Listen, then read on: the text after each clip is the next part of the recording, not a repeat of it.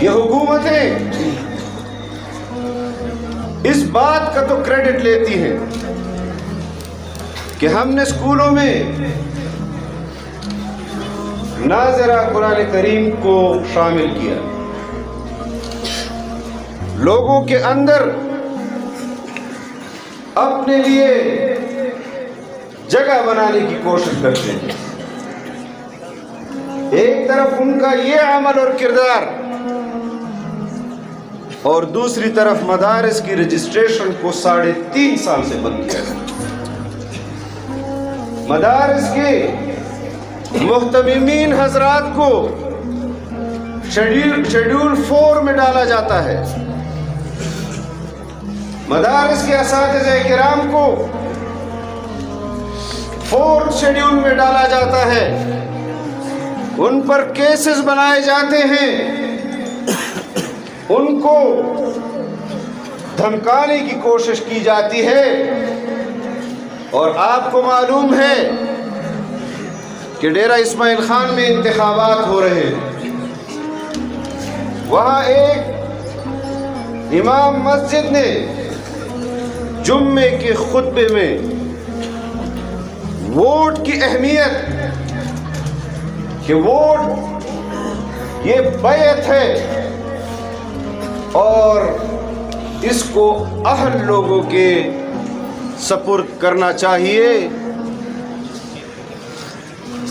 اس کا نتیجہ یہ ہوا کہ علماء کے مخالف ایک وزیر، آپ بھی ان کو سنتے ہیں، پوری حکومتی مشینری، ذلی مشینری اس کے خلاف لگا دی کہ اس مسجد کو سرکاری تحویل میں لے کر اس مولوی کو اس مسجد سے فارغ کرو۔ اور یہ ایک ضلع کا واقعہ نہیں، ہر ضلع کے اندر حکومت انتظامیہ کو مجبور کر کے مدارس کے اوپر دباؤ بڑھا رہی ہے۔ لیکن میں آج اہل مدارس کے اس مبارک مجلس سے صوبے کے حکمرانوں کو بھی یہ پیغام دینا چاہتا ہوں، مرکز کے حکمرانوں کو بھی یہ پیغام دینا چاہتا ہوں کہ جس ایجنڈے کے تحت تمہیں اس ملک پر مسلط کیا گیا تھا، ہم نے پہلے دن سے ہی تمہیں حاکم نہیں تسلیم کیا، اور جو تمہارے اقدامات مدارس کے خلاف ہیں، مساجد کے خلاف ہے، علماء کرام کے خلاف ہے،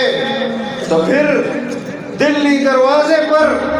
ان علماء کرام کی اس تاریخ کو بھی پڑھ لو کہ جس نے جلتے ہوئے آگ میں خود کو دھکیل دیا لیکن فرنگی کے خلاف سر جھکانے سے انکار کیا۔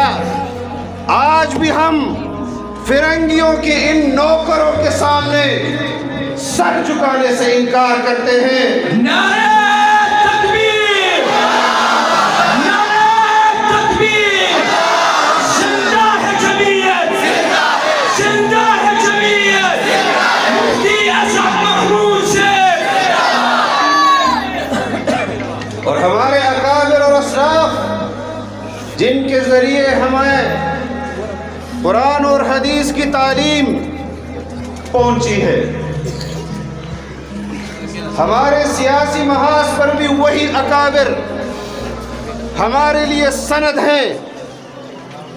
جناب نبی کریم صلی اللہ علیہ وسلم تک،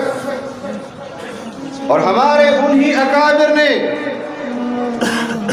ہمیں اپنی خواہش کا بھی اظہار کر دیا کہ مولانا قاسم نانوتوی رحمہ اللہ نے فرمایا کہ میری خواہش ہے کہ دارالعلوم کا ہر تعلیم یافتہ سامراج کے محل میں شگاف کر دے۔ سو آج آپ نے افغانستان کے اندر بھی دیکھا کہ امریکہ اپنی پوری طاقت کے ساتھ افغانستان آیا، اتحادیوں کے سمیت آیا، لیکن ان خاک نشینوں نے اپنے وطن اور ناموس کی عزت کی خاطر، اپنے اسلامی جذبے کی خاطر افغان قوم کی آزادی کی جنگ لڑی، اس کے لیے جدوجہد کی، قربانیاں دی۔ امریکہ اپنے غرور کو خاک میں دیکھتے ہوئے اپنے اتحادیوں کے ساتھ افغانستان سے بھاگنے پر مجبور ہوا، اور یہ آج میں اس پروگرام کے ذریعے اپنے حکمرانوں کو بھی کہہ دینا چاہتا ہوں کہ ہم اسی عقیدے کے علمبردار ہیں۔ ہم نے تمہارے آقا کو اس بر صغیر سے نکالا، اس عقیدے کے لوگوں نے آج کے سپر پاور کو افغانستان سے نکالا۔ انشاءاللہ تمہارے دن بھی قریب ہے۔ 23 مارچ کو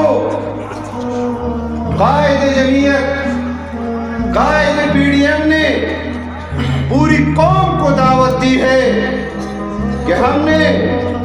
اپنے ان حقوق کے لیے جو شریعت نے ہمیں دیے، جو آئین نے ہمیں دیے، اور آج کے قابض حکمرانوں نے اس ملک کو بھی مقبوضہ بنایا،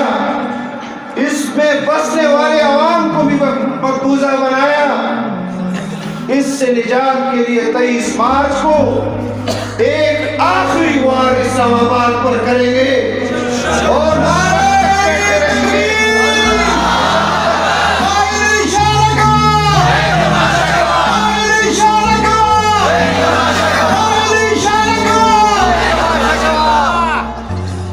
کہ جب تک ہم اس قوم کے آئینی حقوق کو تحفظ نہیں فراہم کر دیتے، آج دنیا میں پاکستان کے خلاف پروپیگنڈے کیے جاتے ہیں، پاکستان میں بسنے والے اقوام کے خلاف پروپیگنڈے کیے جاتے ہیں، یہاں فرقواریت کے پیچھے چھپنے کی کوشش کی جاتی ہے، یہاں قوم پرستی کے نام کے پیچھے چھپنے کی کوشش کی جاتی ہے۔